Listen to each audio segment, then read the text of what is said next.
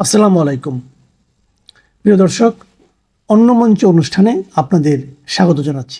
সবাইকে জানাচ্ছি শুভেচ্ছা ও স্বাগত। তাদের এতদিন স্লোগান ছিল, প্রতিদিনই তারা স্লোগান দিচ্ছেন, ঢাকা না দিল্লি, ঢাকা ঢাকা। এখন তারা হঠাৎ করে যখন দিল্লিতে এই সহিংস পরিস্থিতির মধ্যে যখন আন্দোলনকারীদের পক্ষে তারা স্ট্যাটাস দিয়ে সেই দিল্লির আন্দোলনকে সমর্থন করছেন, এমনকি গতকালকের বৈঠকে তারা এও আলোচনা করেছে, যদি ককরোচ পার্টির সঙ্গে নেতাদের সঙ্গে যা তাদের নিয়মিত যোগাযোগ হচ্ছে এবং এই যোগাযোগের ভিত্তিতে তারা যদি কোনো পথ বের করতে পারেন বাংলাদেশ থেকে, যদি তাদের কোনো নেতা কর্মী তারা বর্ডার ক্রস করে কোনো না কোনো পন্থায় কিংবা মেডিকেল ভিসায় জরুরি কোনো ভাবে তারা দিল্লিতে পৌঁছতে পারেন, সেটিও তারা চেষ্টা করবেন। এইভাবেও ককরোচ পার্টিকে তারা জানিয়েছেন। বৈঠকে উপস্থিত ছিলেন এমন একটি সূত্রই আজকে এই তথ্যটুকু আমাকে জানিয়েছিলেন। তারা বিষয়টিকে খুবই ইতিবাচক ভাবে দেখতে চাচ্ছেন, যে যেহেতু তারা এর আগে, ওই সূত্র এটিও বলেছে, এর আগে আপনাদের অনেকের মনে আছে, আমাদেরও মনে আছে, যখন নেপাল আন্দোলন হয়, সেই নেপালে ছাত্র জনতার আন্দোলনের কয়েকদিন আগেই এই যে ডাক্তার তাসনিম জারা, যিনি এখন আর এনসিপির সঙ্গে নাই, সেই তাসনিম জারা সহ আরো কয়েকজন সরাসরি নেপালে গিয়ে আন্দোলনকারী ছাত্র নেতাদের সঙ্গে বৈঠক করেছেন।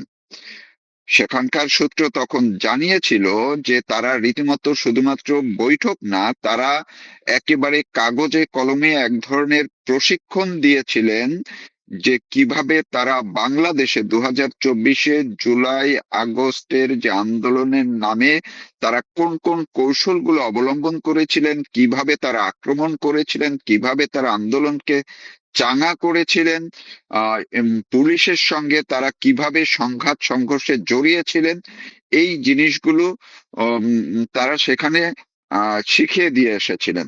এবং আমরা দেখতে পেয়েছি যে নেপালে সেই বাংলাদেশের সঙ্গে অনেক পদ্ধতিগত আন্দোলনের অনেক মিল ছিল। শুধু আন্দোলনে না, 5ই আগস্ট থেকে দুপুরের পর থেকে যত ধরনের লুটপাট, হামলা, আওয়ামী লীগের নেতা কর্মীদের উপরে যেভাবে অত্যাচার, মব, সবকিছুরই কিন্তু একটি চিত্র আমরা নেপালের ঘটনায় দেখতে পেয়েছিলাম।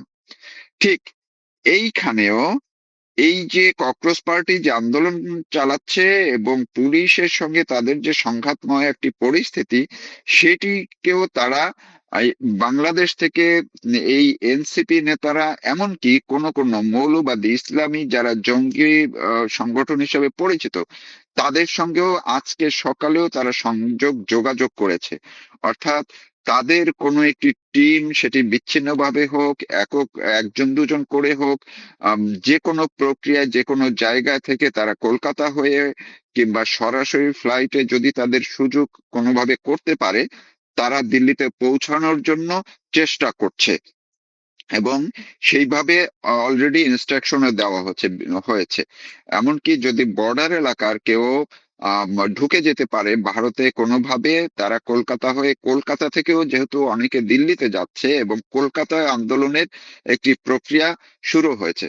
কলকাতায় যেহেতু 21শে জুলাইয়ের এমনিতেই একটা আন্দোলন, তারা 1993 যে আন্দোলন 13 জনকে হত্যার, সেটি নিয়ে যে কর্মসূচি, সেটি খুব একটা জমজমাট না হলেও সেইটিকেও তারা দিল্লির সাথে কানেক্ট করার চেষ্টা করেছিল, কিন্তু কলকাতায় সেটি অতভাবে এখন পর্যন্ত জমে ওঠেনি। তো এই প্রক্রিয়ার সঙ্গে কলকাতার সঙ্গে আগেই নাসিরুদ্দিন পাটোয়ারিদের এবং এটি ডক্টর ইউনূস এবং আরো কয়েকজনের মাধ্যমে এই যোগাযোগটা, কলকাতায় যারা তৃণমূল ভেঙে এনসিপি গঠন করেছে, সেটি বলাই হচ্ছে যে বাংলাদেশের এনসিপির একটি ছায়ারূপ সেখানে আছে। ফলে তারা যে সাংগঠনিক ভাবেই এই কানেক্টিভিটিটা তৈরি করছে এবং এই পরিস্থিতির সুযোগ নেওয়ার জন্য তারা দিল্লি কোনো না কোনো ভাবে পৌঁছে যেতে চায়। এর মধ্যে দিয়ে তারা সেইখানে যেমন আন্দোলনে এই ককরোচ পার্টিকে সরাসরি সক্রিয়ভাবে সশরীরে উপস্থিত থেকে আন্দোলনকে চাঙ্গা করা, আন্দোলনের মধ্যে কিছু কৌশলগত নাশকতার যে কাজগুলো তারা বাংলাদেশে করেছিল সেগুলোকে তারা সেইখানে অ্যাপ্লাই করতে পারে কিনা, এই বিষয়গুলো নিয়েও তাদের মধ্যে গত রাত্রে আলাপ আলোচনা হয়েছে, আজকেও আলাপ আলোচনা হয়েছে। এখন কতটা এই আলাপ আলোচনার ফল কতটা তারা প্রয়োগ করতে পারে কি পারে না, সেটি এখন পর্যন্ত অন্তত পক্ষে নিশ্চিত করে বলার মতো কোনো পর্যায়ে আসেনি।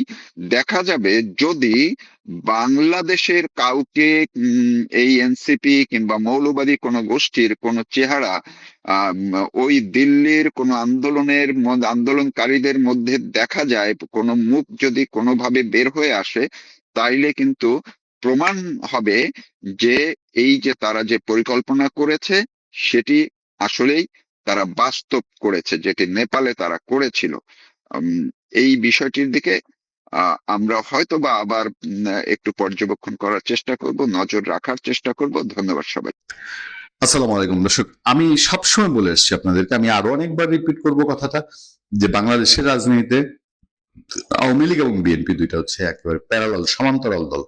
কখনো কারো জনপ্রিয়তা একটু নামে, কখনো আবার উঠে, এবং কর্মী সমর্থকের দিক থেকেও এটা একই রকম আচরণ। মানে কখনো কখনো কর্মী সমর্থকরা এক দলের চাঙ্গা হয়, আরেক দলের স্থিমিত হয়, আরেক দলের চাঙ্গা হয়, আরেক দলের স্থিমিত হয়। কিন্তু জামাতে ইসলামীর এমন একটা অবস্থান, জামাতে ইসলামী আওয়ামী লীগ বিএনপির সঙ্গে না পারে পাল্লা দিতে, কারণ নৈতিক জায়গা থেকে, আদর্শিক জায়গা থেকে, বাংলাদেশের মানুষের সমর্থনের দিক থেকে 16 কোটি মানুষের দেশে আওয়ামী লীগ বিএনপির 5-6 কোটি সমর্থক, যেখানে জামাতের যাওয়া খুব দুরূহ এবং কষ্টসাধ্য, সর্বোচ্চ যদি উঠে কোটিখানেক। ফলে জামাত যখনই আওয়ামী লীগ বা বিএনপি কাউকে বিরোধী মনে করে, তখনই তার বিরুদ্ধে শক্তি প্রয়োগে বা পেছনের দরজা দিয়ে বাধাগ্রস্ত করাকে সহজ পথ হিসেবে নেয়। এবার আওয়ামী লীগ নিষিদ্ধ হওয়ার পেছনে বিএনপির চেয়ে জামাতের ভূমিকা বেশি ছিল, মানে আওয়ামী লীগের কার্যক্রম নিষিদ্ধ হওয়ার পেছনে। যদিও ক্ষমতায় আসার পর বিএনপি সেটা ক্যারি করছে, বিএনপি কেন, কার বুদ্ধিতে, কোন ভূত মাথায় চেপেছে যে এই জিনিসটা তারা ক্যারি করছে, এই দায়ভার এখন সবটা তাদের কাঁধে নিচ্ছে, এটা বিএনপি ভালো জানে। জামাত সবচেয়ে শক্ত অবস্থানে ছিল এবং এনসিপি কে মাঠে তলোয়ার দিয়ে রেখেছিল যে আওয়ামী লীগ যেন 2026-এ ভোটে অংশ নিতে না পারে। এটা একমাত্র জামাতের ইন্টারেস্টে সবচেয়ে বেশি ছিল।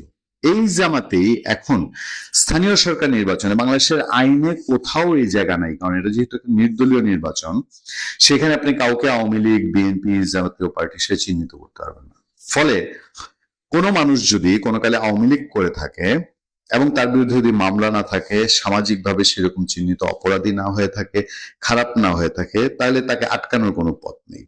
আবার আসেন প্র্যাকটিক্যাল অবস্থায়, আওয়ামী লীগ করতো একটা মানুষ কোথাও মেম্বার ইলেকশন করবে, মানে কাউন্সিল ইলেকশন করবে, অথবা চেয়ারম্যান ইলেকশন করবে, অথবা মেয়র ইলেকশন করবে, তার এলাকায় যদি তার একটু সামাজিক অবস্থান থাকে, তাহলে ধরে নিতে হবে এই বৈরী পরিবেশে এর চেয়ে স্বচ্ছ আর রাজনীতিবিদ হতে পারে না।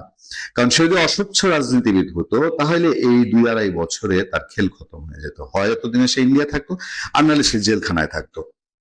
এই যখন সিচুয়েশন, তখন জামাতে ইসলামী উঠে পড়ে লেগেছে যেন আগামী স্থানীয় সরকার নির্বাচনে আওয়ামী লীগ কোনোভাবেই, মানে আওয়ামী লীগের ওই ক্লিন ইমেজের মানুষরা, কারণ তারা একটা সাংঘাতিক ভীতি জামাতের জন্য, ফলে এই ক্লিন ইমেজের মানুষরা যেন কোনোভাবেই ভোট করতে না পারে, এটা হচ্ছে জামাতের একটা অন্যতম দুশ্চিন্তার বিষয়। সেরকম একটি খবর আছে আমাদের হাতে, স্থানীয় সরকার নির্বাচন আওয়ামী লীগ নেতাদের অংশগ্রহণ নিষিদ্ধের প্রস্তাবে ইসির না, দ্বৈত নাগরিক ও আইসিটিতে অভিযুক্তরা প্রার্থী হতে পারবেন না। খবরটিতে বিস্তারিত যাওয়ার আগে আপনাদেরকে একটু অনুরোধ জানাই, যারা এখনো আমাদের চ্যানেলটি সাবস্ক্রাইব করেননি, অনুগ্রহ করে চ্যানেলটি সাবস্ক্রাইব করে নেবেন, লাইক এবং কমেন্ট দিয়ে আমাদের পাশে থাকবেন। খবরটা হচ্ছে এরকম, স্থানীয় সরকার নির্বাচনে কার্যক্রম নিষিদ্ধ আওয়ামী লীগ নেতাদের প্রার্থী হওয়ার অযোগ্য ঘোষণার প্রস্তাবে সায় নেই নির্বাচন কমিশনের। নির্দলীয় নির্বাচন হয় তাদের পক্ষে এমন আইন করা সম্ভব নয় বলে মনে করছে সংস্থাটি। তবে জাতীয় সংসদের মতো স্থানীয় সরকারের ভোটেও দ্বৈত নাগরিক ও আন্তর্জাতিক অপরাধ ট্রাইব্যুনালে অভিযুক্ত আসামির প্রার্থী হওয়ার সুযোগ না রাখার প্রস্তাব যাচ্ছে সরকারের কাছে। এছাড়া ঋণ খেলাপি জামিনদার এবং এমপিওভুক্ত শিক্ষকরাও প্রার্থী হতে পারবেন না এমন বিধান করতে চাইছে ইসি। পাশাপাশি 1 সদস্যের নির্বাচনী আপিল ট্রাইব্যুনাল গঠনের প্রস্তাব দিয়েছে সংস্থাটি। এক্ষেত্রে বিদ্যমান একজন বিচারপতি ও একজন বিচার বিভাগীয় প্রশাসনিক কর্মকর্তার বদলে শুধু উচ্চ আদালতের একজন বিচারপতির নেতৃত্বে ট্রাইব্যুনালগুলো গঠন করা হবে। 2 সদস্যের হয় যে কেউ দ্বিমত জানালে সেক্ষেত্রে সুপ্রিম কোর্টের তৃতীয় কোনো বেঞ্চে যাওয়া আপিল নিষ্পত্তি করতে দীর্ঘ সময় আইনি জটিলতা তৈরি হয়। এমন জটিলতা এড়াতেই 1 সদস্যের ট্রাইব্যুনাল গঠনের প্রস্তাব আনছে ইসি। এসব আইন ও বিধি সংশোধনের প্রস্তাব চূড়ান্ত করতে কমিশন সভায় বসতে যাচ্ছে ইলেকশন কমিশন। এই হচ্ছে মূল ব্যাপার। এর আগে কার্যক্রম নিষিদ্ধ আওয়ামী লীগ নেতাদের স্থানীয় সরকার নির্বাচনে প্রার্থী হওয়ার সুযোগ বন্ধ করতে ইসিকে প্রস্তাব দিয়েছিল জামাতে ইসলামী। স্থানীয় সরকার নির্বাচন সামনে রেখে ইসি প্রণীত খসড়া আচরণ বিধিমালার উপর মতামত দিতে গিয়ে সম্প্রতি এই প্রস্তাব দেয় দলটি। তাদের প্রস্তাবে ছিল কার্যক্রম নিষিদ্ধ কোনো রাজনৈতিক দলের পদধারী বা সক্রিয় নেতাকর্মী নির্বাচনে অংশগ্রহণের অযোগ্য ঘোষণা করার বিধান নির্বাচনী আচরণ বিধিমালায় যুক্ত করতে হবে। জানতে চাইলে নির্বাচন কমিশনার আব্দুর রহমানেল মাসুদ সমকালকে বলেন, স্থানীয় সরকার নির্বাচন নির্দলীয়ভাবে হচ্ছে, ফলে কোন দলের নেতাদের অংশগ্রহণ করতে না দেওয়ার এখতিয়ার ইসির নেই। স্থানীয় সরকারের যেসব পদে নির্বাচন হবে সেগুলোতে প্রার্থী হতে যোগ্যতার শর্ত পূরণ করলে যে কেউ দাঁড়াতে পারবেন। এখানে যে কোনো দলের এটা কে কোন দলের সেটা বিবেচনায় আনবে না ইসি। তিনি জানান, এরই মধ্যে স্থানীয় সরকার নির্বাচন আইন ও বিধির বেশ কিছু সংশোধনী প্রস্তাব তৈরি করা হয়েছে। এসব প্রস্তাব কমিশন সভায় আলোচনার পর চূড়ান্ত হবে। তবে আমি একটা বাস্তবতার কথা বলি আপনাদেরকে। দেশের স্থানীয় সরকার বলতে কি, স্থানীয় সরকার বলতে ইউনিয়ন, পৌরসভা এবং ইউনিয়ন গুলো অনেকগুলো দুর্গম এলাকায়। শহরের গুলোতেও একসময় কেউ আওয়ামী লীগ করতেন বা আওয়ামী লীগ হিসেবে পরিচিত সেই মানুষটার এখন বাস্তবতা আছে ইলেকশন করার। ইলেকশন করতে গেলেই তো জামাতে ইসলামী, এনসিপি, ইভেন বিএনপি তারা গিয়ে তার বাড়ি ঘর, যে দেখলেন না পটুয়াখালীতে বুলডোজার দিয়ে গিয়ে এক আওয়ামী লীগ নেতার বাড়ি ঘর গুড়িয়ে ফেললো, কিছু হয়েছে? তো সেই ক্ষেত্রে কেউ যদি তার জান মাল সম্পত্তি রিস্ক নিয়ে নির্বাচনে যায়, এটার প্রভাব কি হতে পারে খুব সহজেই অনুমান করা যায়। কেন আপনাদের মনে হয় না শেখ হাসিনা যদি পরিকল্পনা করেন উনি বেনাপোল দিয়ে ঢুকবেন বাংলাদেশে, ধরলাম বাংলাদেশ পুরোটা জঙ্গিতে ভর্তি, কেউ শেখ হাসিনাকে দেখতে চায় না, পদ্মা পাড়ের এই দিকের মানুষ, কিন্তু আপনাদের মনে হয় না এই পদ্মার ওই পারে গোপালগঞ্জ, ফরিদপুর, খুলনা এই অঞ্চলটায় আওয়ামী লীগের যে জনসমর্থন আছে, আমরা তো গোপালগঞ্জের গণহত্যার দিন থেকেই জানি আওয়ামী লীগের পক্ষে সম্ভব না সেখানে 50 লাখ মানুষ জড়ো করা, 40 লাখ, 30 লাখ, 10 লাখ সম্ভব না। এটার জন্য কি কোনো পরিকল্পনা লাগবে? শেখ হাসিনা যদি ডাক দেন যে ওইখানে তোমরা আসো, তাহলে 10-20 লাখ লোক যদি বেনাপোলে জড়ো হয়, সেটা কি খুব অবাক করা বিষয় হবে?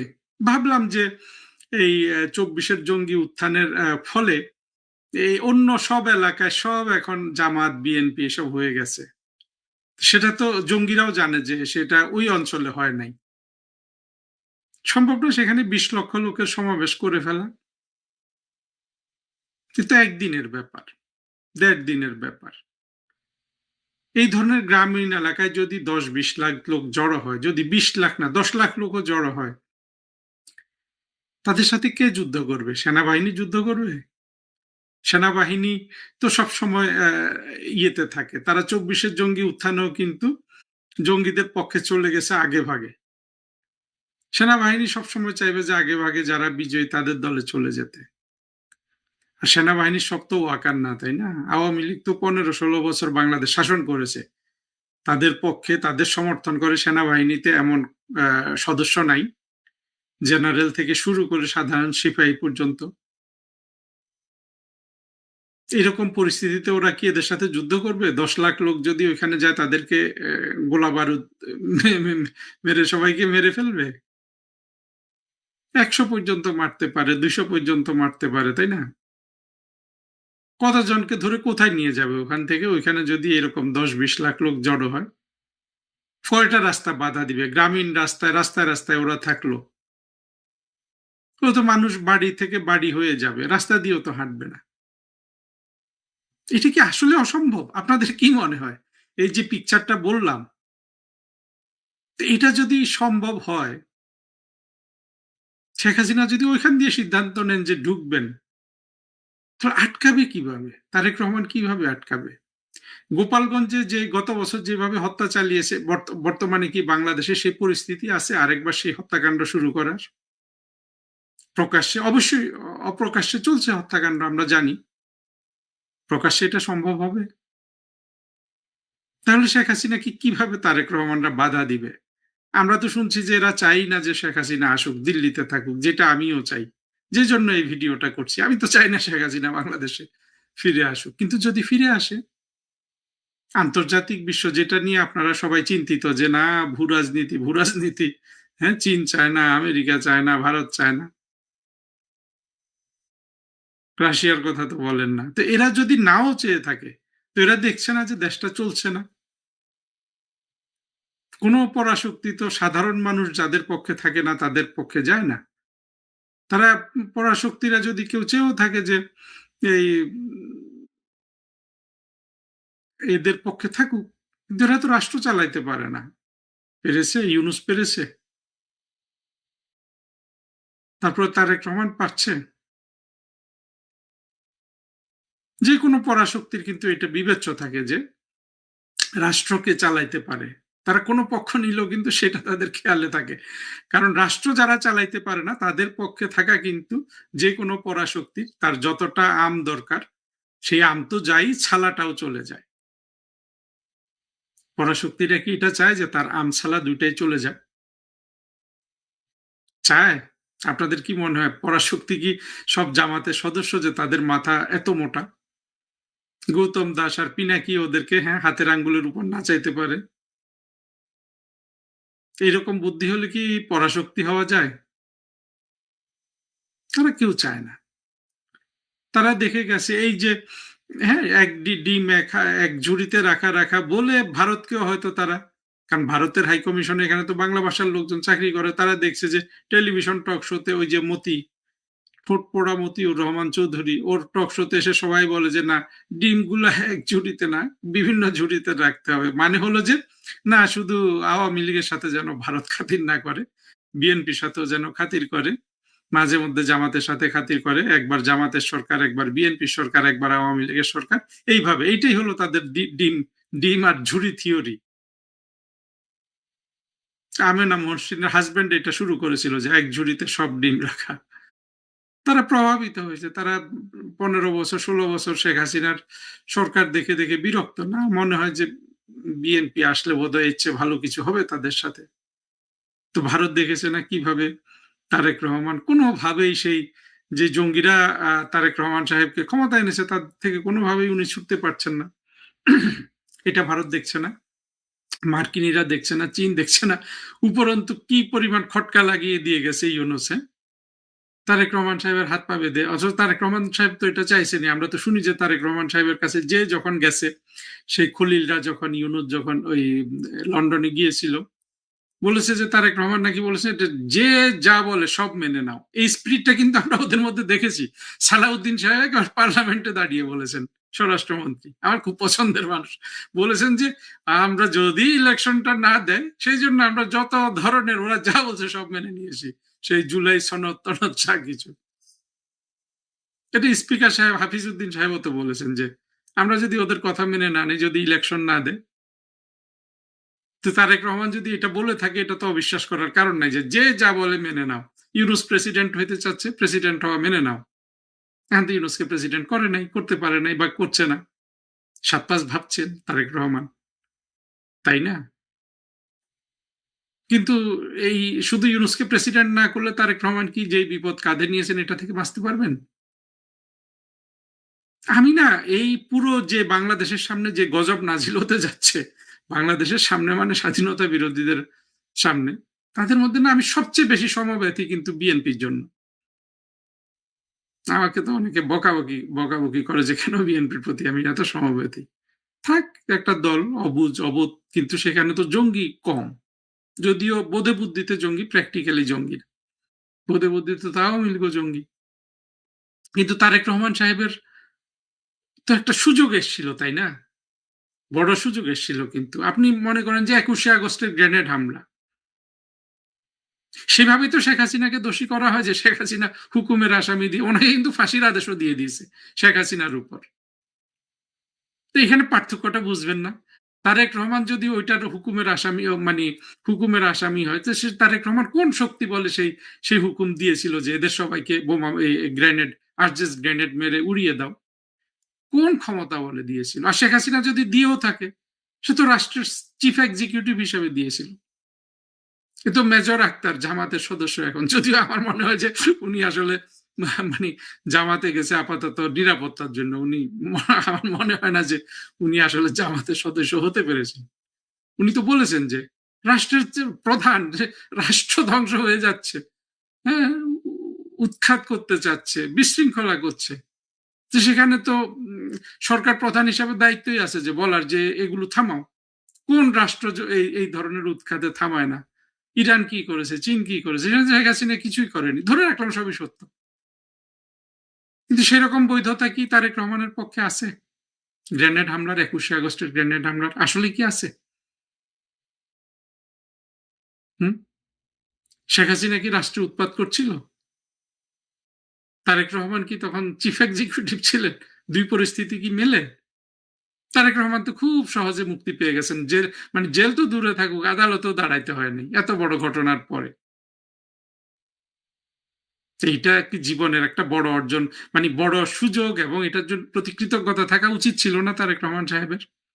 আমার তো মনে হয় কোনো প্রজ্ঞাবান রাজনৈতিক নেতা হলে আগে সেটা সুরাহা করতো যে এত বড় মুক্তি পেয়ে গেলাম, যেখানে আসলে ফাঁসি হয়ে যেতে পারতো, যাবজ্জীবন হয়ে যেতে পারতো, সেটা যাতে আবার ঘাড়ে না আসে, সেই অপরাধ মিথ্যা হলেও যদি না আসে। মিথ্যা তো আর কেউ বলবে না, জজ মিয়া নাটক তো আমরা সবাই জানি, তাই না? যে কোনো বুদ্ধিমান মানুষ তো ওইটাই আগে করে আসলে। কিন্তু তারেক রহমান সাহেবের তো আমরা তো আসলে সেটা আমি আশা করি সবসময়, কিন্তু সেটা কি উনি দেখাচ্ছেন? উনি তো কোনোভাবেই সেই ২০০১ থেকে ৬ এর তারেক রহমান থেকে একটু বের হয়ে আসতে পারছেন না। শেখ হাসিনা যদি ফিরে আসেন, এটা আবার আগের জায়গায় কিন্তু চলে যাবে। ২১শে আগস্টের গ্রেনেড হামলা যা ছিলেন তারেক রহমান সেই ২৪ এর জঙ্গি উত্থানের আগে, তার রাজনৈতিক, সামাজিক, অপরাধ জগৎ বলুন বা সব মিলে তিনি যে অবস্থায় ছিলেন সেখানে চলে যাবে না? আর প্রধানমন্ত্রী শেখ হাসিনার পক্ষে তো সেই প্রধানমন্ত্রীত্ব রয়েই গেছে। হুম? সংবিধান অনুযায়ী নাকি দেশ চলছে। তো সংবিধান অনুযায়ী তো শেখ হাসিনাই প্রধানমন্ত্রী। এটা তো অনেকে আবার আজকে ২-১ জনকে বললাম কুতিয়ে বলার চেষ্টা করছে যে হ্যাঁ, তারেক রহমান একটা ডি জুরে প্রধানমন্ত্রী, ইলেকশনের মধ্যে এসছেন। কিসের ইলেকশন হয়েছে? ২০২৬ যে ইলেকশন হয়েছে এটা তো ইতিহাসের ২য় কুখ্যাত ইলেকশন হিসেবে থাকবে। ১ম কুখ্যাত ইলেকশন হিসেবে থাকবে। না, এটা আমি একদম ইয়ে করে বলছি, মানে একেবারে নিরপেক্ষতার জায়গা থেকে। আমি তো চাই না শেখ হাসিনা আসুক। আমি এখন নিরপেক্ষতার জায়গা থেকে বলছি। তো এরকম একটা ইলেকশনে প্রধানমন্ত্রী হলে সারা পৃথিবীর কারো তো কনফিডেন্স থাকবে না। আপনারা দেখেছেন তারেক রহমান সাহেব কোনো বিদেশেও যেতে পারছে না। কোনো বিদেশি রাষ্ট্রপ্রধান, সরকার প্রধান কোনো ডেলিগেশন ওনার কাছে আসছে না। সারোয়ার কি আছে নাম, ওই যে ওগুলা, হুম? ক্যাপটাগন খাওয়া এই যে ছেলেগুলা, ফুয়াদ, এরা যতক্ষণ দেশ চষে বেড়াবে ততক্ষণ তো কেউ এখানে বিদেশিরা বিনিয়োগ করতে আসবে না। মানুষ দরিদ্র হয়ে যাচ্ছে না? তো এত বিপদ থেকে তারেক রহমান কিভাবে বাঁচবেন? এটা বাঁচার তো একমাত্র সুযোগ ছিল ওনার, উনি যদি শেখ হাসিনার সাথে সন্ধি করতেন।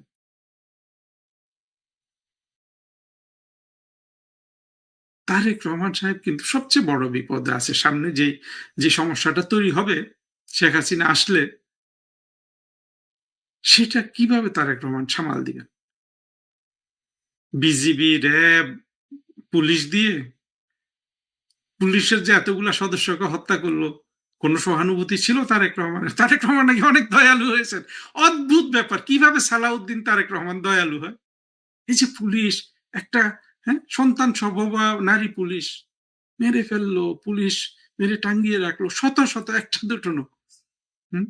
কোথায় মানবিকতা, কোথায় কি, কোথায় সিরাজুল চৌধুরী আজকে, হ্যাঁ, গণতান্ত্রিক অধিকার করছে, কোথায় সলিমুল্লাহ? কারো তো কোনো বক্তব্য ছিল না। বাংলাদেশের পুলিশের যেন কোনো এদের, এই ছেলে যেই পুলিশ সদস্যদের মারা হলো, ওদের বুঝি পরিবার নাই, ওদের বুঝি মা বাবা কিচ্ছু নাই, তাই না? তারেক রহমান, আপনি দয়ালু হয়েছেন, বলে যে না এরা তো গণ অভ্যুত্থানে মারা গেছে, এদের এদের হত্যাকাণ্ডের বিচার করা যাবে না। পুলিশের কালেকটিভ মেমোরিতে এটা শক হয়ে আছে না? এই শক যতদিন থাকবে ততদিন কি এই পুলিশ সদস্য বা পুলিশ বাহিনী সামগ্রিকভাবে কি এই 10 লাখ লোক 20 লাখ লোক যদি শেখ হাসিনার পক্ষে জড় হয় সেখানে গিয়ে অ্যাকশন চালাইতে পারবে? আর আওয়ামী লীগের স্মৃতি, তারেক রহমান তো আমার থেকেও 6-7 বছরের বড়। উনি দেখেন নাই শেখ হাসিনা 81 সালে বাংলাদেশে আসার পর থেকে ওই 1996 থেকে 2001 এই 5 বছর যখন উনি প্রধানমন্ত্রী ছিলেন, তার বাইরে সে 81 থেকে 2008 পর্যন্ত তো শেখ হাসিনা রাস্তা তো শেখ হাসিনার দখলে ছিল। আমি তো স্পষ্ট চোখ বন্ধ করলে দেখতে পাই সেই বিচারপতি আজিজের অফিসের সামনে রাস্তায় মানিক মিয়া অ্যাভিনিউতে, এই যে এখন যারা নেতা একটু সিনিয়র হয়েছেন বা অনেক সিনিয়র হয়ে গেছেন, আহ, তারা ওখানে রাস্তায় বসেছিলেন না, জাহাঙ্গীর কবির নানক, মির্জা আব্বাস, হাজার হাজার আওয়ামী লীগ কর্মী, মতিয়া চৌধুরী, হুম, তোফায়েল আহমেদ যিনি মারা গেলেন, এই মতিয়া চৌধুরী এখন নাই, কিন্তু এই ইনস্টিটিউশনাল মেমোরিটা আওয়ামী লীগের রয়ে গেছে না? যেই দল 81 সাল থেকে, আগের কথাগুলো বাদই দিলাম, 81 সাল অর্থাৎ শেখ হাসিনার আমলটাই যদি ধরি, সেই 81 সাল থেকে 96 পর্যন্ত 21 বছর, তারপরে 2006 থেকে 2001 থেকে 8 পর্যন্ত আবার 8 বছর, 21 8 29 বছর, 81 থেকে 26 পর্যন্ত কত হয়? 46 47 বছর নাকি? 81 থেকে ওইখানে 20 বছর, এখানে, হ্যাঁ, না বেশি, আমার মনে হচ্ছে আমি ভুল বলছি, হ্যাঁ, 81 থেকে 2026 পর্যন্ত 46 বছরের মধ্যে 29 বছর যে দল রাজপথে ছিল, রাজপথ যাদের দখলে ছিল, হ্যাঁ, 46 ইয়ার্স এর মধ্যে, গত 46 বছরের মধ্যে যে দলের দখলে ছিল বাংলাদেশের রাজপথ 29 বছর, হ্যাঁ, 29 বছরের এরশাদের সময়টা বিএনপিও রাজপথে ছিল, অস্বীকার করার জন্য নাই, কিন্তু আওয়ামী লীগ তো এখানে বড় সংগঠন। 46 বছরের মধ্যে 29 বছর যেই দলের দখলে বাংলাদেশের রাজপথ ছিল, সেই দল আর রাজপথে নামবে না, এটা বিশ্বাসযোগ্য? যদি নামে, যেভাবে বললাম যদি সেভাবে ঘটে, তারেক রহমান কি করবে? জঙ্গিরা কি করবে? কতজনকে মারবে? যদি ওরা সবাই ডিসিশন নেয় যে না আমরা 10 লাখই মরে যাব, তখন তো একজনকেও মারতে পারবে না। পারবে? যদি 2-4-10 জন সিদ্ধান্ত নেয়, 2-4 হাজার সিদ্ধান্ত নেয় যে আমরা সবাই মরে যাব, সবাইকে মেরে ফেলতে পারবে। কিন্তু 10 লাখ যদি একসাথে সিদ্ধান্ত নেয় যে আমরা সবাই মরে যাব, তখন তো একজনকেও মারতে পারবে না। ওরা যদি ওইভাবে সিদ্ধান্ত নিয়ে নেয় না আমরা 10 লাখই মরে যাব, যাতে আমরা সবাই বেঁচে যাই, তখন তারেক রহমান আপনি সামলাবেন কিভাবে? এই জন্য তো আপনি চান যে শেখ হাসিনা থাকুক ওখানে। তাহলে খোঁচান কেন? আপনারা অবশ্য কম খোঁচান, খোঁচায় তো জঙ্গিরা। আর যদি চলে আসে শেখ হাসিনা এইভাবে 10 লাখ লোক 20 লাখ লোকের সমাবেশ করে, সংবিধান অনুযায়ী এখনো প্রধানমন্ত্রী, ওয়াকারও তো সাইড চেঞ্জ করে ফেলতে পারে, কারণ ওয়াকার সম্পর্কে তো মাঝে মধ্যে শুনি যে ওয়াকার এখন মানে ওয়াকারের তো আশ্রয় দরকার ভবিষ্যতে, ওয়াকারের জায়গায় আরেকজন আসবে, তারা তারা কি থাকবে? এই যে গণজোয়ার আসছে, গণজোয়ারের কথা তো বলছি না, গণজোয়ার না, যে 10 লাখ লোকের কথা বলছি, সেটা যদি হয়, এত সবাই সাইড বদলে ফেলবে। এটাই তো বাংলাদেশের অতীতের ইতিহাসের শিক্ষা। তারপরেও আমি চাই না শেখ হাসিনা আসুক। কেন চাই না জানেন? আসলে শেখ হাসিনার এই যে বাংলাদেশ থেকে যেইভাবে জঙ্গিরা শেখ হাসিনা সরকারের পতন ঘটিয়েছে এবং আহ, বঙ্গবন্ধুকে শেখ হাসিনাকে যেভাবে অপমান করা হয়েছে, এখন শেখ হাসিনার ফিরে আসাটা আমাদের জন্য একটা সেন্টিমেন্ট, আবেগের বিষয় হয়ে গেছে। এই যে উনি যে ফিরে আসবেন, এর সাথে যে পরিমাণ আবেগ জড়িত, সেই পরিস্থিতিটাই তো আমি ফেস করার সাহস পাচ্ছি না। এই যে সাহস পাচ্ছি না, ওই জন্য আমি চাই না শেখ হাসিনা আসুক। অনেক কঠিন আবেগের বিষয়, তাই না? কিন্তু বাস্তবতাটা কি? যদি আসেন শেখ হাসিনা, তারেক রহমান, জামাত, এনসিপি এদের ঠেকানোর কোনো সুযোগ আছে? ওই এলাকায় জঙ্গিরা কার্যকর হবে? আমার তো মনে হয় হবে না। আমার মনে হয় তারেক রহমান সাহেব, আপনি একটু এসব, হ্যাঁ, একটু ভাববেন। আপনার যেসব উপদেষ্টা ইত্যাদি আছে তাদেরও বোধহয় এই জিনিসগুলা ভেবে দেখা। ক্লিয়ার যেটা মনে হয়েছে যে হ্যাঁ উনি আমোদ ফুর্তি করতে গিয়েছিলেন। আপনার বৈধ স্ত্রী তো না, বৈধ স্ত্রী হলে তো আপনার আপনার যখন একটা বিষয় মানে বিশুদ্ধ হবে, মানে জেনুইন হবে, তখন তো আপনার মনের যে জোর থাকবে। আমি সেই ভিডিওটা তো দেখলাম, নজরুল ইসলাম সাহেব তো কথা বলতে পারছেন, তিনি এক একবার এক একটা বলছেন এবং তিনি মুখ লুকাচ্ছেন। তারা তাদের নেতা কর্মীদের একটা ভাবমূর্তি তৈরি করেছে যে তারা খুব সৎ, তারা খুব আদর্শবাদী, তারা দুর্নীতি করেন না। হ্যাঁ, কিন্তু এই মানে আমরা তো সেই ব্রিটিশ আমলের যে ইতিহাস, সেই ইতিহাস থেকে আমরা জানি যে তারা মুনাফিক এবং ধর্মের নামে রাজনীতি করে বারবার মানুষকে ধোঁকা দিয়েছে। ইউনূস সাহেব যখন ক্ষমতায় ছিলেন এবং এই পর্যন্ত জামাতের যে আপনার মুখোশটা উন্মোচিত হয়েছে, এইটা তাদের পে করতে হবে। এটা হয়তোবা আমরা এখন আমি বলছি, কিন্তু এটা আপনার ঘটার জন্য আরো 6 মাস, 1 বছর, 2 বছর, 3 বছর পরে আপনি দেখবেন যে জামাতের অবস্থাটা কি হয়। যদি সামাজিক দৃষ্টিকোণ থেকে হোক, আইনিগত দৃষ্টিকোণ থেকে হোক, সেটি হচ্ছে জামাতের সংসদ সদস্য, জামাত দলীয় এমপি, সাতক্ষীরা 4 আসন থেকে নির্বাচিত নজরুল ইসলাম, তার একটি বিষয় নিয়ে সারা বাংলাদেশ এখন তুমুল সমালোচনায় উত্তাল এবং এক এক সময় এক এক কথা বলা হচ্ছে। যদিও এই বিষয় নিয়ে আলোচনা করার ইচ্ছে আমাদের ছিল না, যথেষ্ট অসামাজিক কাজ বলে যে কারোর কাছেই মনে হবে। তারপরেও এক এক সময় এক এক ব্যাখ্যা এবং ওই তরুণী, প্রথমে বলা হচ্ছিল এআই দিয়ে তৈরি যে ভিডিওটি প্রচার পেয়েছে সামাজিক যোগাযোগ মাধ্যমে, পরবর্তীতে বলা হলো তার দ্বিতীয় স্ত্রী, সবার সম্মতিতেই বিয়ে হয়েছে। তারপরে এসে বলা হচ্ছে যে তাকে জিম্মি করা হয়েছে, 1 লাখ টাকা দাবি করা হয়েছে, ক্ষণে ক্ষণে লাখ লাখ টাকা দাবি করা হচ্ছিল জিম্মি করে। আসলে আপনি কোন দৃষ্টিতে দেখছেন এই বিষয়টিকে? আপনাকে ধন্যবাদ এবং আপনার মাধ্যমে যারা দেখছেন এবং শুনছেন তাদেরকে আমার শুভকামনা। বিষয়টা আইনগতভাবে, সামাজিকভাবে, নৈতিকভাবে প্রত্যেকটা ভাবেই আপনার অবৈধ এবং সেটা অনাকাঙ্ক্ষিত।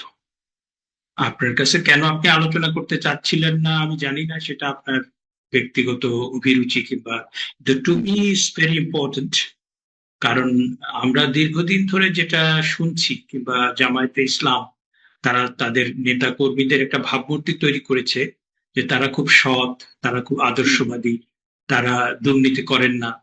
হ্যাঁ, কিন্তু এই মানে আমরা তো সেই ব্রিটিশ আমলের যে ইতিহাস, সেই ইতিহাস থেকে আমরা জানি যে তারা মুনাফিক এবং ধর্মের নামে রাজনীতি করে বারবার মানুষকে ধোঁকা দিয়েছে। তো সেই দৃষ্টিকোণ থেকে আমার কাছে কিন্তু এই জিনিসটা, এই ঘটনাটা খুবই গুরুত্বপূর্ণ।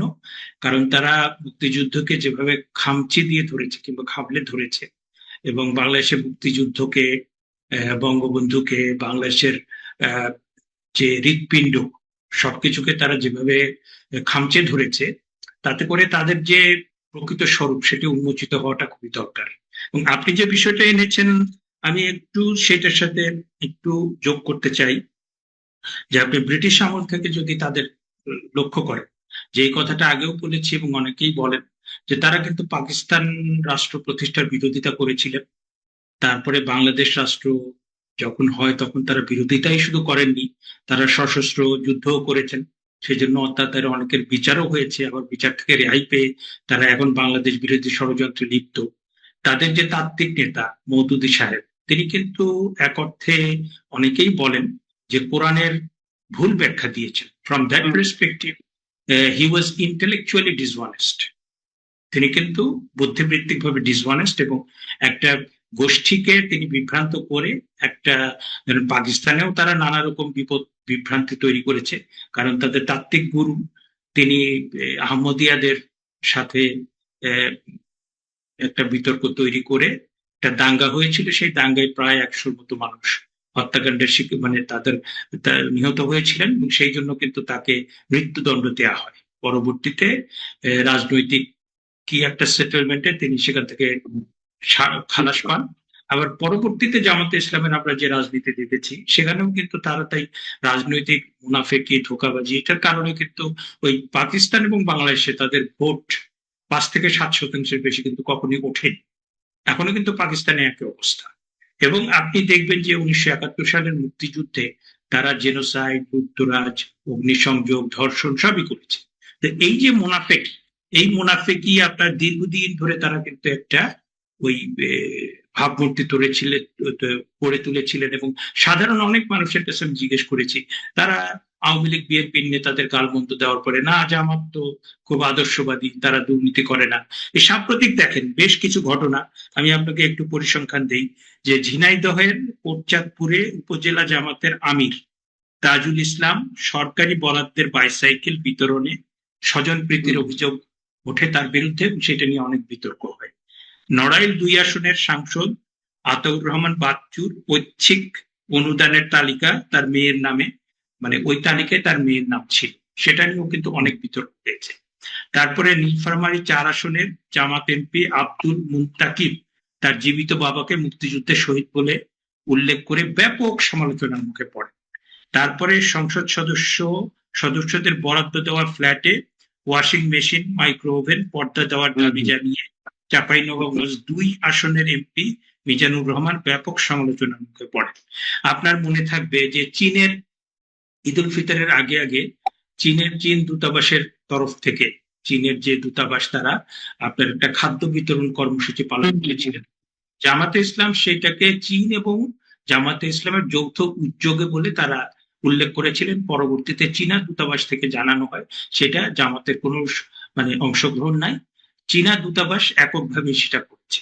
আবার আপনার তুরস্কের সম্ভবত জাকাতের টাকা, ওইটা জামাত তাদের নিজেদের বলে দাবি করেছে। এবং আমরা যেটা অনেক রকম ভাবে শুনতে পাই যে আপনার জামাত ওই মিডল ইস্ট থেকে যে জাকাত টাকার বিভিন্ন অনুদান, সেটা তারা নিজেরাই নিজেদের ফান্ডে নিয়ে নেয়।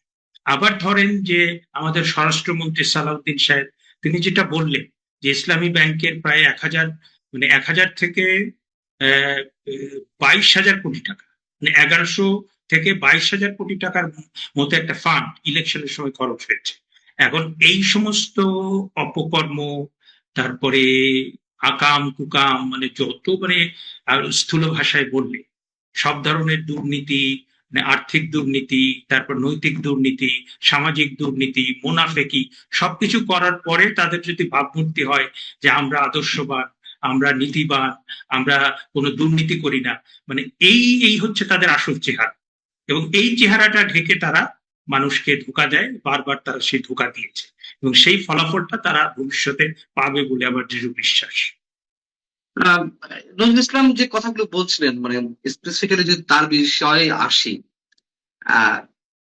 প্রথমে তো বলছিলেন যে এআই দিয়ে তৈরি, তার মানে তাদের যে মিডিয়া সেল, জামাত সাথীরা জেলা জামাতের মিডিয়া সেলের একটি অংশ, কি বার্তা আমার ঠিক খেয়াল নেই, সেখান থেকে দাবি করা হয়েছিল এআই দিয়ে তৈরি, পরবর্তীতে দ্বিতীয় বিয়ে, পরবর্তীতে তাকে জিম্মি করে টাকা আদায়। জামায়াতের মতন একটা প্রভাবশালী রাজনৈতিক দল এই মুহূর্তে, যারা অনেকখানি সরকারের সাথে মিলেমিশে রাষ্ট্র পরিচালনা করছে, অনেকে সে অভিযুক্ত করেন, তাকে রাজধানীর মতন জায়গায়, মগবাজারের মতো এলাকায় জিম্মি করে টাকা চাইবে আর তিনি বসে থাকবেন? আবার তাকে যে ধরনের প্রশ্ন করা হচ্ছে তিনি বিব্রত বোধ করছেন, যেই তরুণীটিকে নিয়ে ঘটনা সেও বিব্রত বোধ করছে, কোনো ধরনের প্রশ্নের সরাসরি উত্তর দিতে পারছে না। সব মিলিয়ে আসলে এটি অসামাজিক কাজ বলে আপনার কাছে মনে হচ্ছে কিনা? ভিতরে কোনো বিশেষ কিন্তু আছে কিনা? না, আমার কাছে তো যেটা মনে হয়েছে ক্লিয়ার ক্লিয়ার যেটা মনে হয়েছে যে হ্যাঁ, উনি আমোদ ফুর্তি করতে গিয়েছিলেন। হ্যাঁ, এবং 15 বছরের মেয়ে বোধহয়, মেয়ের বয়স বোধহয় 15 বছর। এবং এই বায়োডাটায় আবার লেখা 18 বছর। হ্যাঁ, বায়োডাটায় লেখা আবার 18 বছর, তার যে তৈরি বায়োডাটা। আচ্ছা, যাই হোক, তো সেখানে আপনার ওই আমোদ ফুর্তি করতে গিয়ে তিনি কিভাবে মানে এটা ডিটেক্টেড হলো, সেটা আমার কাছে একটা বড় প্রশ্ন, যে এটা কারা কিভাবে সামাজিক যোগাযোগ মাধ্যমে ছড়িয়ে দিল। হ্যাঁ, আমার কাছে কিন্তু ওইটা একটা বড় প্রশ্ন, যে জামাত তো খুব প্রভাবশালী, তারা বিরোধী দল, তাদের কত রকম নেটওয়ার্ক আমরা তো শুনি। এখন তাদের পেছনে যদি এরকম মানে লোকজন, একজন এমপি তিনি আমোদ ফুর্তি করতে গিয়েছেন, তা আমাদের দেশে তো এমপি মন্ত্রী তারপর অনেক প্রভাবশালী লোক অনেক রকম আমোদ ফুর্তি করতে যায়। তো ইদানিং তো তা আমরা আমোদ ফুর্তি করতে যদি বৈধ স্ত্রী হয়, আমি এই জন্য বলছিলাম যে আসলে কেন আমি আলোচনা করতে চাইনি, আপনি বৈধ বুঝতে স্ত্রী তো পারছেন। না, আপনার আচ্ছা, বৈধ স্ত্রী তো না। বৈধ স্ত্রী হলে তো আপনার আপনার যখন একটা বিষয় মানে বিশুদ্ধ হবে, মানে জেনুইন হবে, তখন তো আপনার মনের যে জোর থাকবে। আমি সেই ভিডিওটা তো দেখলাম, নজরুল ইসলাম সাহেব তো কথা বলতে পারছেন না, তিনি এক একটা বলছেন এবং তিনি মুখ লুকাচ্ছেন, এবং হুম, মেয়েটার হুম, ছবি তো আপনার ঘোলাটে করে দেওয়া হয়েছে, সেটা অবশ্য নৈতিকতার মধ্যেই পড়ে। হ্যাঁ, হুম, সেটা আপনার সাংবাদিকতার এথিক্স এর মধ্যেই পড়ে। এখন আপনি ধরেন যে যেহেতু বিষয়টা উনি আমোদ ফুর্তি করতে গিয়েছিলেন, পরবর্তীতে সেটা যেহেতু ডিটেক্টেড হয়েছে, সামাজিক যোগাযোগ মাধ্যমে ছড়িয়ে দেওয়া হয়েছে, এখন তিনি তো বেকায়দায় পড়েছেন, তার দল বেকায়দায় হুম, পড়েছে। এখন প্রথমে বললেন এআই দিয়ে, সেটা যখন ফ্যাক্ট চেকিং এ বললো যে না এআই দিয়ে না, তখন দ্বিতীয় হুম, স্ত্রী হুম, বললেন, তারপরে দেখা গেলো সেটাও সত্যি না। এখন ওই একটা মিথ্যা বলতে গিয়ে আপনার দেখা যায় যে 10টা মিথ্যা বলতে হয়। তো এখন হুম, ওই যে এদের মানে ওই আপনার জামাতে ইসলামের চরিত্র ফুলের মতো পবিত্র, সেই পবিত্র মানে চরিত্র আমরা দেখতে পাচ্ছি যে কোথাও তারা দুর্নীতি করছে, কোথাও আপনার নারী নিয়ে কেলেঙ্কারি হচ্ছে। এবং আপনার নিশ্চয়ই মনে পড়বে তাদের আমির, তিনি কিন্তু তার এক্স অ্যাকাউন্টে বলেছিলেন যে কর্মজীবী মহিলা যারা, তাদেরকে তিনি পতিতার সাথে তুলনা করেছিলেন। সুতরাং এই যে এদের যে বিকৃত মানসিকতা, এবং আপনি ধরেন ইসলামের মতো একটা মহান ধর্ম, এইটাকে তারা রাজনীতিতে ব্যবহার করে তারা যে মানুষকে ধোঁকা দিচ্ছে, জান্নাতের টিকিট বিক্রি করতে করতে তাদের কি হুম, হুম। অবস্থা। তারা তো মনে করেছিল ক্ষমতায় চলেই গিয়েছে, কিন্তু আপনার ওইটা কিন্তু ওই জামাতের যে মুনাফিকি চরিত্রটা, সেটা কিন্তু ওই 71 সালের ওইটা যারা বেঁচে আছেন তারা বলতে পারেন না। এবং অনেকেই একটা বিভ্রান্তির মধ্যে ছিলেন, সেই বিভ্রান্তিটা আস্তে আস্তে কেটে যাচ্ছে। এবং এটা বলা হয় যে জামাত এই গত নির্বাচনে তারা হেরেছে এটা ধরেন আওয়ামী লীগের কিছু লোক, শিক্ষিত লোক, সচেতন লোক, তারা গিয়ে ভোট দিয়েছে বিএনপি কে। আবার যারা শিক্ষিত মিডল ক্লাস মহিলা এবং যারা শ্রমজীবী মহিলা, যারা মানে কাজ না করলে যাদের পেটে খাবার জোটে না, হ্যাঁ, তাদের তাদের তো জামাত একদম ক্ষমতায় গেলে তো তাদের ঘরের ভিতরে ঢুকিয়ে দেবে, তাদের তো 5 ঘন্টা কাজ করলে চলবে না। হ্যাঁ, তো এরকম একটা বড় জায়গা থেকে কিন্তু জামাত ভোট পায়নি। এবং ইভেন আপনার তত্ত্বাবধায়ক সরকারের ভেতরেও অনেকে কিন্তু শঙ্কিত হয়েছে। রেজনা চৌধুরীর মানে রেজনা হাসানের মতো যে উপদেষ্টা, তিনিও বলেছেন যে তারা চাননি জামাত ক্ষমতায় আসে। হ্যাঁ, তারা যদিও মানে তাদেরকে মুসলিম লীগ ব্যাকগ্রাউন্ড তারপর অনেকভাবে চিহ্নিত করা যায়, কিন্তু তারাও কিন্তু জামাতকে চান না। সুতরাং জামাত তার রাজনীতি মানে মন পরিষ্কার করে যদি মানুষের রাজনীতি করতো, তাহলে তাদের একটা ভবিষ্যৎ ছিল। কিন্তু জামাত ওই তাদের যে মানে চরিত্র, তাদের যে মুনাফিকি চরিত্র, সেটা কিন্তু পরিবর্তন হয়। এবং তারা যে একটা ভাবমূর্তি তৈরি করেছে যে আমরা সৎ, আমরা হুম। খাঁটি, আমরা বিশুদ্ধ, এই তাদের প্রত্যেকটা জায়গাতে আমরা দেখতে পাচ্ছি যে সেখানে ভেজাল এবং মুনাফিক। তো সেই জায়গা থেকে আমার প্রশ্ন যে ভেজাল, মুনাফেক এটা নিয়ে আপনার যেমন সন্দেহ নেই, আমি আমার কথা নাই বা বললাম। কিন্তু কথা হচ্ছে যে আহ বাস্তবতা যদি আমরা দেখি, জামাতের ভোট কিন্তু বাড়ছে। তাহলে এই যে বেহেশতের টিকিট বিক্রি করে যে ইসলামকে ব্যবহার করা রাজনীতি, এই রাজনীতি অনুধাবন তাহলে কি মানুষ করতে পারছে না? কারা তাদেরকে ভোট দিচ্ছে? কেন তাদের ভোট বাড়ছে? এর ব্যাখ্যাটা কি? আমি আপনার সাথে একমত না। জামাতের যেটা সমর্থন বেড়েছে, ভোট বেড়েছে, সেটা হচ্ছে যে আপনার যেহেতু যেহেতু আপনার এটাকে আপনাকে আরো 5-7 বছর আগে থেকে চলে যেতে হবে। হ্যাঁ, কারণ ওই সময়টা যখন শিক্ষার মান চলে যাচ্ছিল, রাজনীতিতে আদর্শ ভিত্তিক রাজনীতি ছিল না, এবং সারা দেশের ভিতরে নানা রকম প্রোপাগান্ডা, নানা রকম অস্থিরতা তৈরি করা হচ্ছিল, তখন তারা সুকৌশলে এই তরুণ প্রজন্মের মগজ ধোলাই করেছে মুক্তিযুদ্ধ নানা বিষয়ে। এবং তারা মানে এইটার সুযোগে তারা নিজেদের একটা ভাবমূর্তি গড়ে তুলেছে যে বিএনপি আওয়ামী লীগের হচ্ছে দুর্নীতিবাজ, আমরা হচ্ছি সৎ। এবং আপনার 12ই ফেব্রুয়ারি নির্বাচন পর্যন্ত তাদের মোটামুটি একটা ভাবমূর্তি ছিল এবং সেই জন্য তারা আপনার মোটামুটি একটা ভোট পেয়েছে। কিন্তু সেটারও আবার ভিন্ন ব্যাখ্যা আছে যে আপনি আওয়ামী লীগকে যদি নির্বাচনে আসতে দেওয়া হতো তাহলে জামাতের সিট কিন্তু অনেক কমে যেত। আপনার আওয়ামী লীগ যদি এখানে নির্বাচন করতে পারতো, কারণ আমরা দেখেছি যে আপনার 1991 সাল থেকে 2008 সাল এর ভিতরে কিন্তু আপনার জামাতের ভোট হচ্ছে 5 থেকে 7%। হ্যাঁ, তারা মানে মোট যে জনগণ ভোট দেয় এর ভিতরে 1991 সালে শুধু তারা 12% ভোট পেয়েছে, 2008 সালে পেয়েছে 4%। এই যে ভোটটা, এটা নানাভাবে ম্যানিপুলেট করার পরে, মানুষকে ধোঁকা দেওয়ার পরে তাদের এটা কত বাড়বে, মানে 5-7% থেকে 15-20-25, তার বেশি তো না। হ্যাঁ, এবং সেইটা এবার যে 70টি আসন পেল এনসিপির 6টি আসন বাদ দিয়ে, হ্যাঁ, সেটি কিভাবে পেল? সেটা পেলে ওই যে আওয়ামী লীগ আসেনি যে। আপনি সংক্রান্ত দেখতে হবে, কারণ আমি একটা খবরে দেখেছি যে অন্তত 90টা সংসদীয় আসন যেখানে আওয়ামী লীগ কখনো হারেনি, এরকম আপনার প্রায় 60-70-80টা, মানে 60 থেকে 90টা, হ্যাঁ, আওয়ামী লীগ কখনো হারেনি। এবং আবার কিছু কিছু আছে যে আপনার মানে সব জায়গায় আওয়ামী লীগ জেতে, কিন্তু বিএনপি আওয়ামী লীগের ভোট সেটা যদি একসাথে হয়ে যায় তাহলে আওয়ামী লীগ অনেকগুলো আসনে হেরে যায় এবং সেখানে হারে তারা 5 থেকে 10,000 ভোটের ব্যবধান। অনেকগুলো ইকুয়েশন কিন্তু আছে। সুতরাং জামাতের ভোট কিন্তু মানে আওয়ামী লীগ ভোটে অংশ নিলে আপনার জামাতের সিট যে সন্দেহাতীত ভাবে কমে যেত। না, কমে যেত, কিন্তু ভোট তো দিয়েছে। বললাম যে আপনার জামাতের যে ট্রেডিশনালি তাদের যে ভোট 5 থেকে 7%, সেখান থেকে তো বেড়েছে 15-20-25, কিন্তু তার বেশি তো মানে এটা তো তারা নানাভাবে টাকা পয়সা খরচ করে, তারপরে আপনি 12ই ফেব্রুয়ারি নির্বাচন হয়েছে, আপনি যদি 13, 14, 15 তারিখে যদি আপনি সামাজিক যোগাযোগের মাধ্যমে বলেন যে নির্বাচনে কে জিতেছে, আপনি দেখবেন যে আপনার বট বাহিনী আপনাকে এমন ভাবে ইয়ে করবে যে আপনার মনে হবে জামাতি জিতেছে, তারাই প্রধানমন্ত্রী হবে। তো এই যে তারা সোশ্যাল মিডিয়া এবং বিভিন্ন জায়গাতে একটা ভুল ধারণা তৈরি করেছিল, সেটা তো বাস্তবের সাথে মেলে না।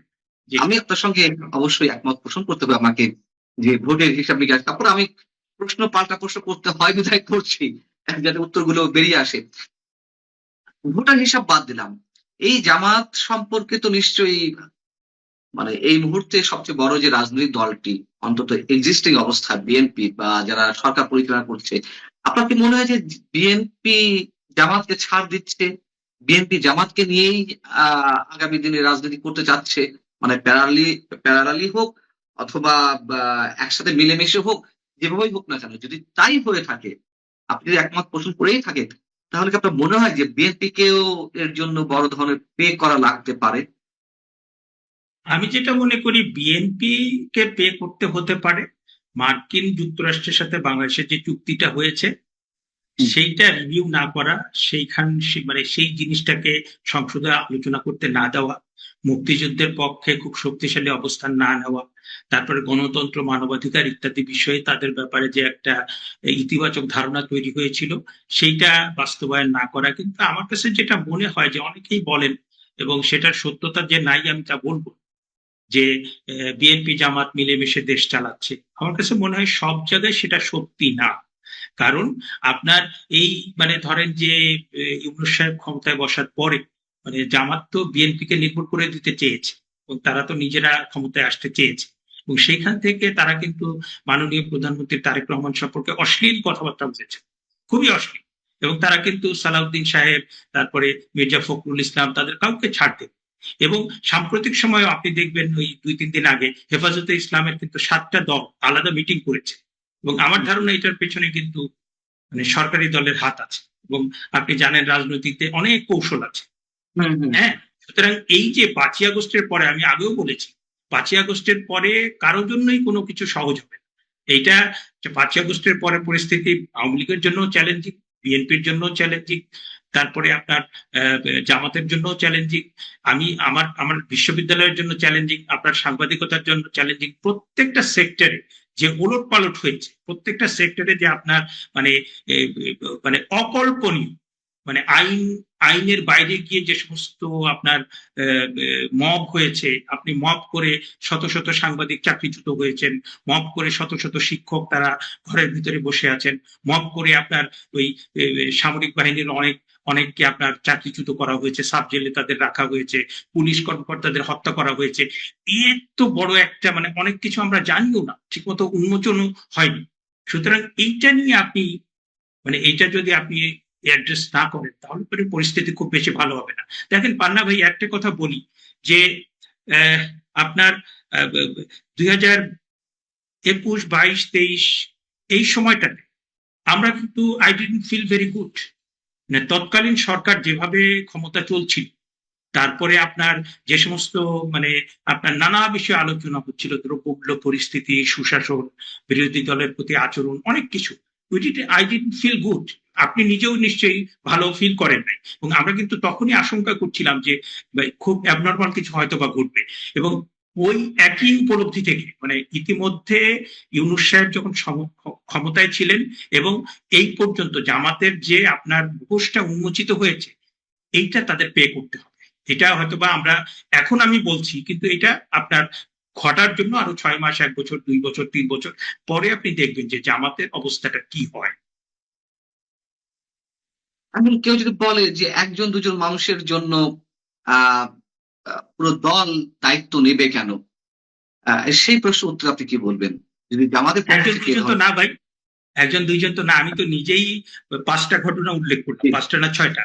তারপরে তাদের মওদুদী সাহেবের কথা উল্লেখ করলাম, তারপরে আপনার 71 সালের ওইটা তো আপনার ওইটা সবাই বলে।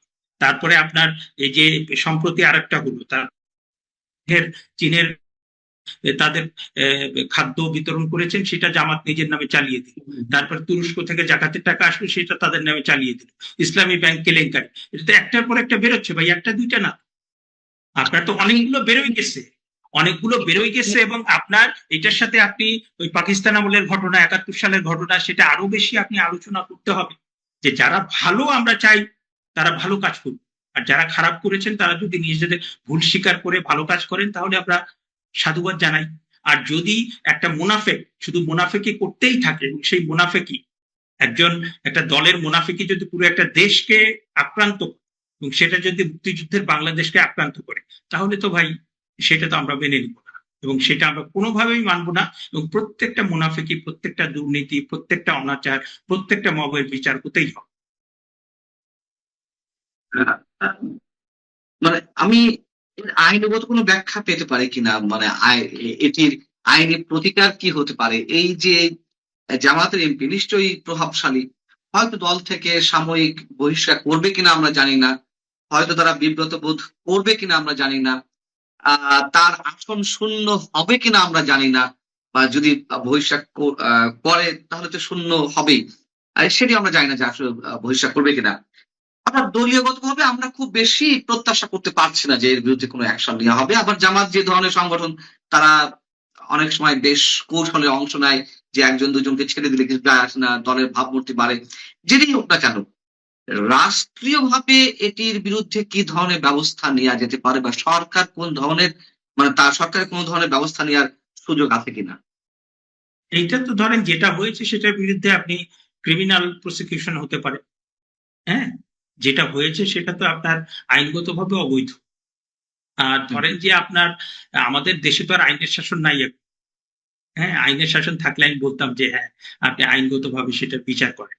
আর আমাদের দেশে যেটা হয় যে আপনার রাজনৈতিক দলগুলো তারা যখন ক্ষমতায় থাকে, তারা যখন প্রভাবশালী থাকে, তখন তো তাদের বিচার হয় না, বিচার হয় পরবর্তী।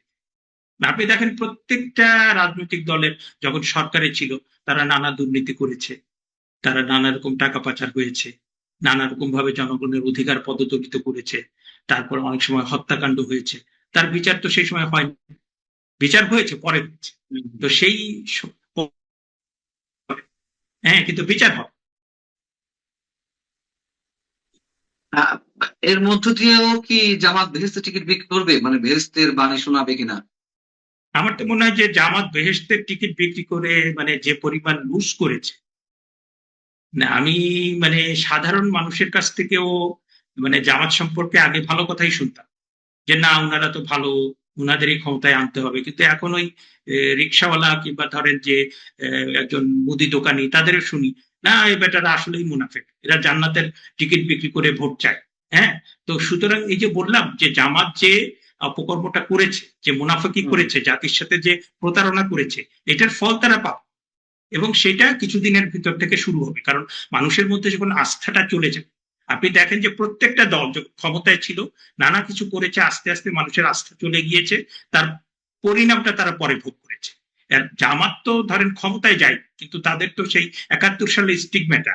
সম্প্রতি আমি একটা খুব মানে গোপন গোপন গোপন কথাই শুনলাম, জামাতের খুব উঁচু উঁচু মানে একদম ফার্স্ট ইয়ারের একজন নেতা, তিনি আমার মানে এক আইনজীবী বন্ধুকে কোনো একটা অনুষ্ঠানে বলছেন যে ভাই, আমরা তো জানুয়ারি না ডিসেম্বর, ফেব্রুয়ারি, মার্চ, জানুয়ারি এই সময়টাতে আমরা খুব মানে খুব কষ্টের ভিতরে থাকি।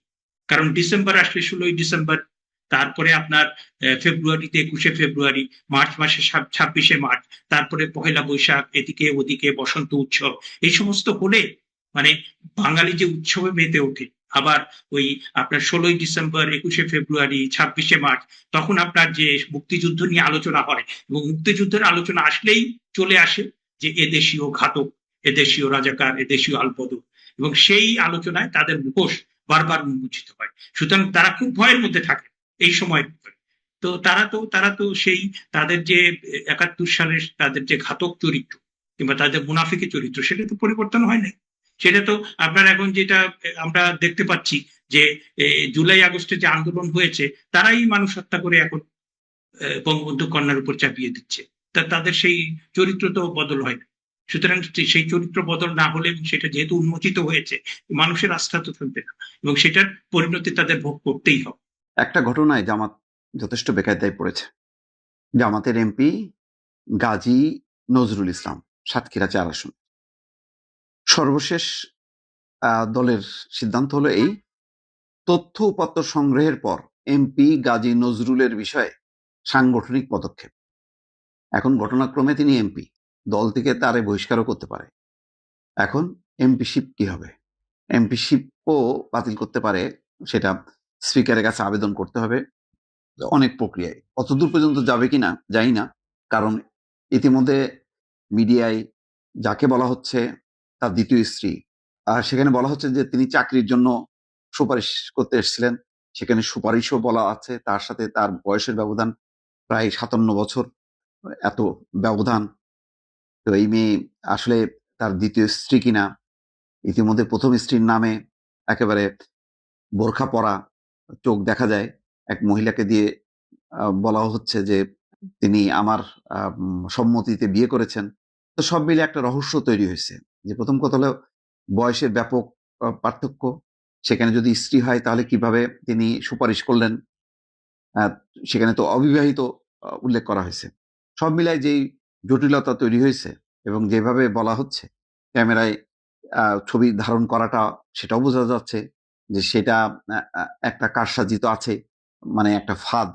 এখন কেন ফাঁদ পাতা হলো?